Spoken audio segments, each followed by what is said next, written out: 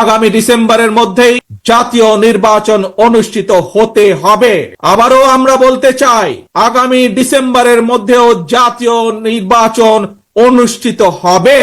অতীতেই বাংলাদেশে রেকর্ড রয়েছে 3 মাসের মধ্যে জাতীয় নির্বাচন অনুষ্ঠিত করা সম্ভব, কিন্তু আজ আমরা দেখছি 10 মাস পার হয়ে গেল, অন্তর্বর্তীকালীন সরকার নির্বাচনের দিনক্ষণ ঘোষণা করছে না। আমরা ফ্যাসিবাদ মুক্ত বাংলাদেশে জনগণের সরাসরি ভোটে, জনগণের কাছে জবাবদিহিমূলক, জনগণের কাছে দায়বদ্ধ একটি সরকার দ্রুত দেখতে চায়। অন্তর্বর্তীকালীন সরকারের প্রতি আহ্বান, আগামী ডিসেম্বরের মধ্যেই জাতীয় নির্বাচন অনুষ্ঠিত হতে হবে। আবারও আমরা বলতে চাই, আগামী ডিসেম্বরের মধ্যেও জাতীয় নির্বাচন অনুষ্ঠিত হবে।